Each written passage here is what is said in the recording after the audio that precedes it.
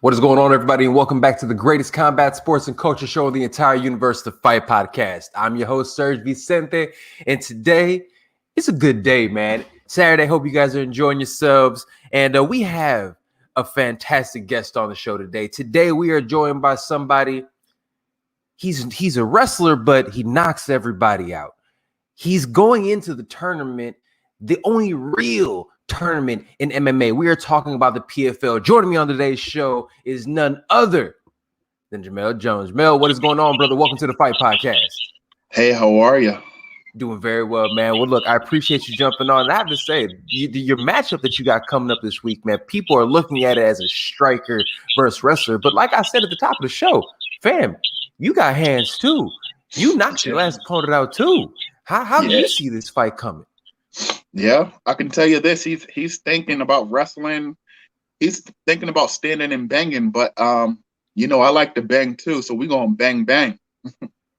That's what I'm talking about, man. I love it. I love it. So let's get into this, man. The PFL tournament. You had your last fight in it. You're fighting again. You're fighting Bruno, August 19th, Hollywood, Florida. How is the tournament itself been? How has the PFL experience been? Because from the outside looking in, it's amazing. It really feels like that sport, that season. How are you enjoying it? Man, it does feel like the season. The PFL has a motto, win or go home. And right now, that's what it is. I'm in the semifinals. If I win, I got one more fight for that championship belt and for that $1 million. But I'm not even thinking that. I got a tall task ahead of me, Bruno Capoloza.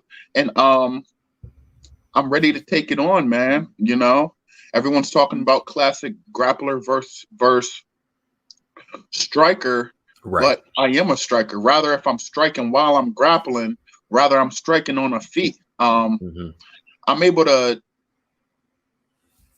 I'm eager to see how this plays out. How my technique matches up against his. And he's the number one guy. He's super, super good. But in my camp and my coaches, we believe I'm the number one guy. So we'll find out. Well, dude, you're on a roll now. You, like I said, a lot of up and coming, especially heavyweight division. You know, you don't look at the records the same way, but what you do look are trends. And brother, you're trending up right now. What has been the difference? From the start of your career to the way you're rolling into now, because it really seems like you're coming into your own at this point in time. Man, it's just a maturity. It's just the experience, It's kind of like going from a boy to a man. It takes a long time. That's real. You look back at the old you and you're like, gosh, I'm so much better of a man now. It's the same thing with MMA. I look back at the younger Jamelle and I'm like, what the heck was I doing, man? I seen glimpses of greatness, but I wasn't great. Now I truly believe that I'm top 20 in the world and I'm just ready to go prove it to everyone. Not saying that Bruno's not even top 20 in the world, because that dude is nice, man. There's no heavyweight out here that throws the combos that he does. And you guys, it's interesting because you guys are two big guys, but also show a lot of athleticism.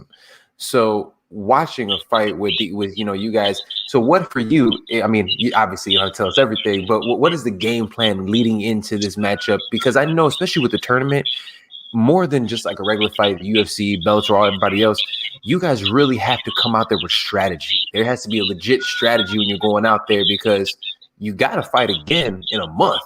You know what I'm saying? So how is the strategy in this one in comparison to other fights that you've had? So you talk about, I got to fight in a month. I'm a wrestler. We come from, in high school, you wrestle twice in a week, and then you have a tournament on the weekend, So you might get 7 matches in 1 week. You know what I mean? Yeah. And college wrestling, you're wrestling dual meets and then you got a tournament, So I'm all for that. I take it one bout at a time, and with God's grace, I hope none of us get hurt. But I'm coming to kill every time. It's kill or be killed. you see what I'm doing to these people, man, and it's kill or be killed.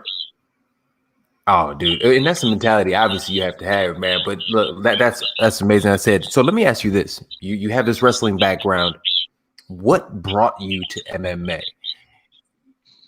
When I was finished wrestling,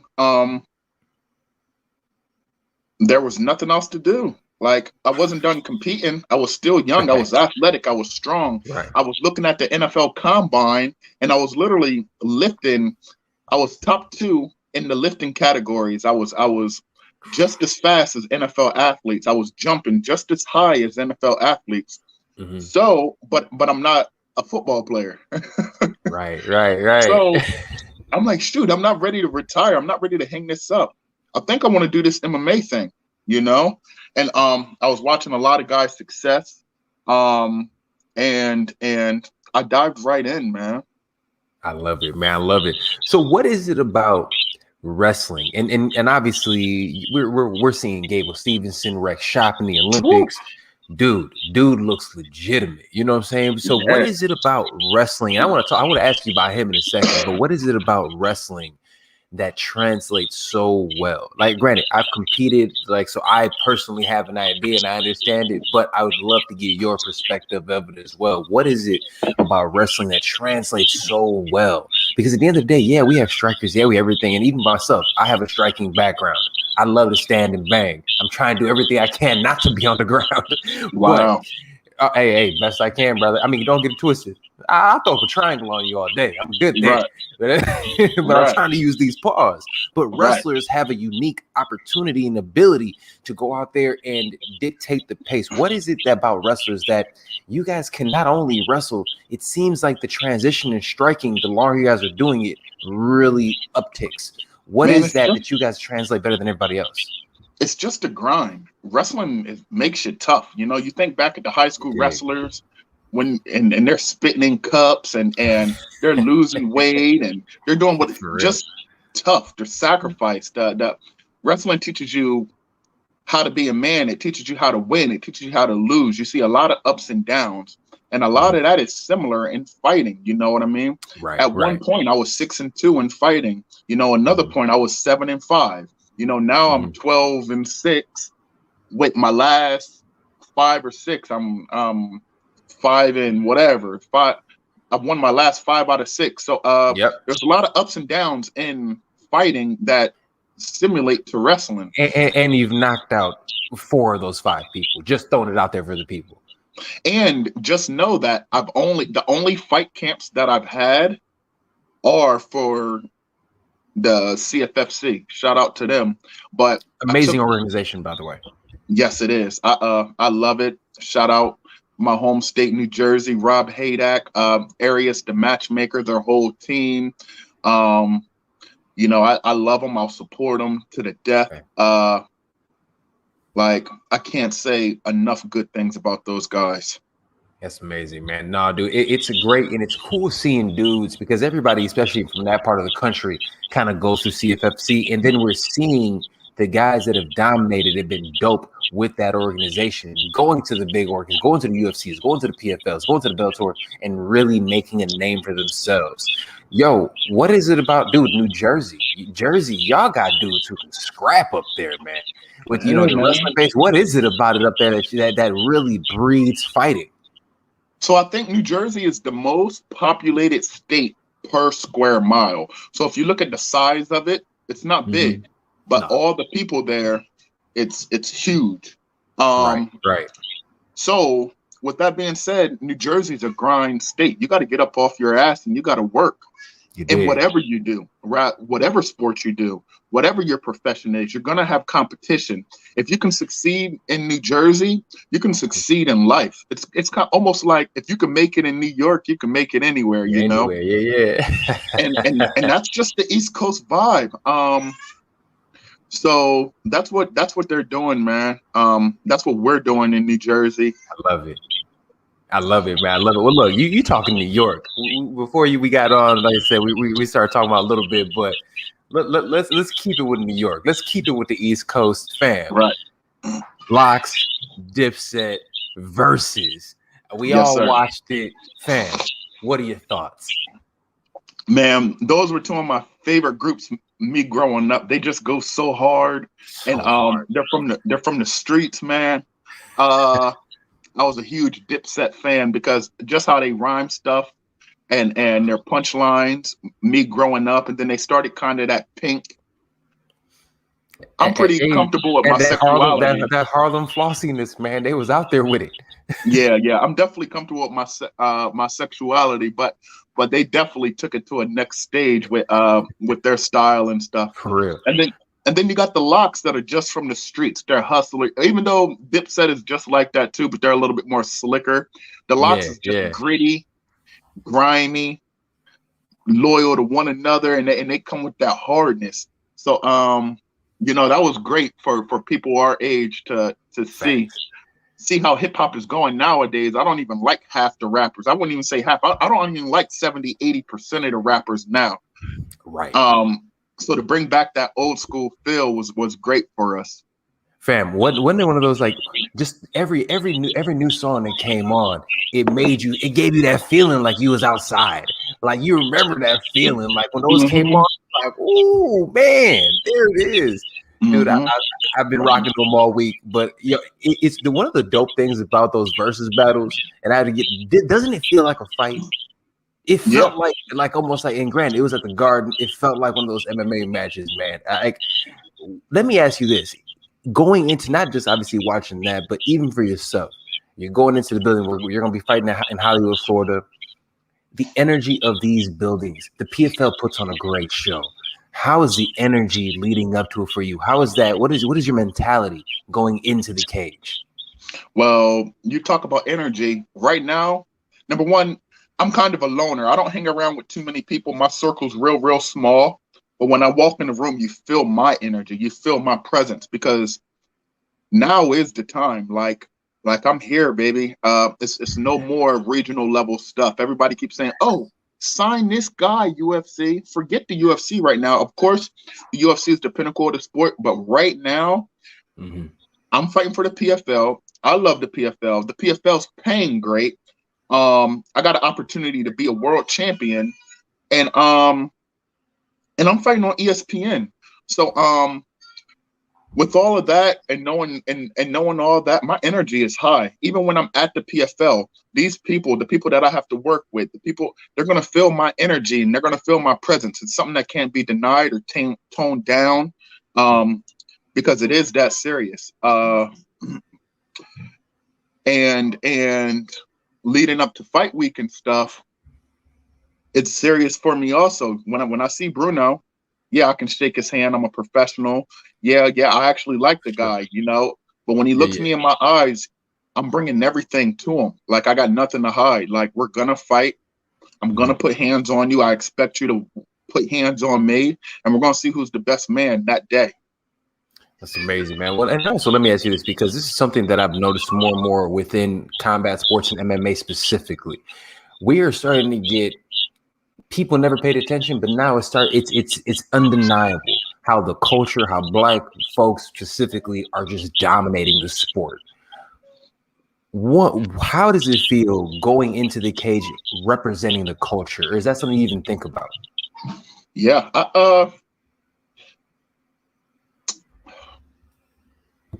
I don't know, man. There's a lot of stereotypes, with Black people and different races. You even go, there's a lot of stereotypes, even if you say Russians, how they act, and there's a lot of stereotypes with Brazilians. Like, for instance, I'm fighting Bruno, and he's from Brazil.